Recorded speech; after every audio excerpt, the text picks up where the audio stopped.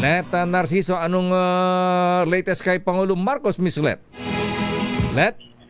Lakay, hinikayat ni Pangulong Ferdinand Marcos Jr. ang lahat na maging mahinahon kasunod ang malagim na insidente sa Lapu-Lapu Festival sa Vancouver, Canada. Sa isang mensahe na nawagan ang Pangulo na maging kalmado pero manatiling mapagmatyaga. Ayon kay Pangulong Marcos, bilang Pangulo at isang ama, ay kaisa siya sa kalungkutan at pagdadalamhati dahil sa nangyari. Hindi niya makakalimutan ang mga buhay na nawala na sama-samang ipinagluluksa at ipinagdarasal ng sambayan ng Pilipino. Tiniyak ng Presidente na gagawin ng pamahalaan ang lahat para maihatid ang kailangang tulong sa mga kababayang biktima ng nasabing insidente na ngayon ay masusing iniimbestigahan. Samantala Lakay, ngayong umaga ang dating ni na Pangulong Marcos at First Lady Liza Araneta Marcos. Ang binanggit ng Malacanang ay alas 10 ngayong umaga ang kanilang dating.